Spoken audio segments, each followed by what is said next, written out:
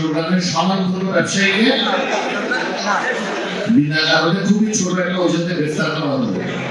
পরিতাপের বিষয়টা হলো এটা যে চট্টগ্রামের ব্যবসায়ী সমাজ থেকে কোন ধরনের এই অনলাইন প্রতিবাদ করা হয়নি, যেটা আমাকে খুবই ব্যথিত করেছে। উনি আমাদের সকলের অত্যন্ত শ্রদ্ধেয় এবং সম্মানিত এবং এই চট্টগ্রামের অন্যতম প্রতিনিধিত্ব ব্যবসায়ী। এই বলার উদ্দেশ্যটা হচ্ছে আমরা রাজনীতিবিদদের মধ্যে বিভক্তি আছে, থাকতে পারে, আমরা এক একজন এক এক মতাদর্শে বিশ্বাস করি, এটা থাকতে পারে, কিন্তু চট্টগ্রামের ব্যবসায়ী সমাজ আমার ধারণা সবসময় একত্রিত হয়ে নিজেদের স্বার্থটা রক্ষার্থে সবসময় ঐক্যবদ্ধ থাকা দরকার। আমি আশা করবো এবং আহ্বান জানাবো আপনারা ব্যবসায়ীদের বিরুদ্ধে যে কোনো অন্যায় প্রতিবাদ আপনারা সকলে সমন্বিতভাবে করবেন, যাতে সকলেই আমাদের চট্টগ্রামকে এবং চট্টগ্রামের ব্যবসায়ীদেরকে সিরিয়াসলি নিতে বাধ্য হয়।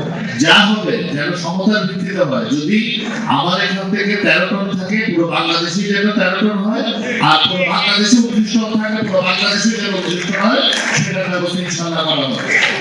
আমাদের মাননীয় প্রধানমন্ত্রী জনাব তারেক রহমান এবং বাংলাদেশ জাতীয়তাবাদী দল সবসময় একটি ব্যবসায়ী বান্ধব সরকার। সবসময় যারা ব্যবসায়ীদের ওয়েলফেয়ারে চিন্তা করে, তারা সবসময় চিন্তা করে কিভাবে দেশের অর্থনীতিকে সামনের দিকে এগিয়ে নিয়ে যাওয়া যায়। এই জন্য আপনারা দেখেছেন যতগুলো পদক্ষেপ বাংলাদেশ জাতীয়তাবাদী দলের নেতৃত্বাধীন এই নতুন সরকার নিচ্ছে, প্রতিটি ব্যবসায়ী বান্ধব এবং ব্যবসায়ী সমাজকে এবং অর্থনীতিকে যেন সামনের দিকে এগিয়ে নিয়ে যেতে পারে, সেই ধরনের পদক্ষেপই ওনারা নিচ্ছে। চট্টগ্রামে যেমন কিছু হেরিটেজ আছে, আমি মনে করি যে খাতুনগঞ্জ এবং খাতুনগঞ্জের ব্যবসায়ীরা চট্টগ্রামের হৃদয়ের মতো, হৃদস্পন্দনের মতো, যে এখান থেকেই টোটাল কমোডিটি বলেন, যে কোনো ট্রেডিং বলেন, এখান থেকে কিন্তু নিয়ন্ত্রিত হচ্ছে, এখান থেকে চলছে। এবং এই ব্যবসায়ীরা যুগ যুগ ধরে এই এলাকাতে ব্যবসা করে আসছে, অনেকে পারিবারিকভাবে করে আসছে, অনেকে নতুন জয়েন করছে। কোনোভাবেই আমাদের এই ঐতিহ্যকে লাভ হতে দেওয়া যাবে না।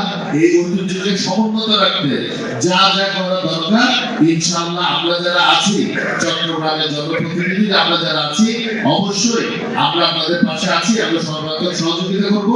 আপনাদের পরামর্শের ভিত্তিতে আমরা ইনশাআল্লাহ আমাদের মাননীয় প্রধানমন্ত্রীকে জানাবো এবং আসলে যাতে চট্টগ্রামকে বাণিজ্যিক রাজধানী বা কমার্শিয়াল ক্যাপিটাল হিসেবে আমরা কার্যকর করতে পারি, সেই ব্যবস্থা আমাদের নিতে হবে।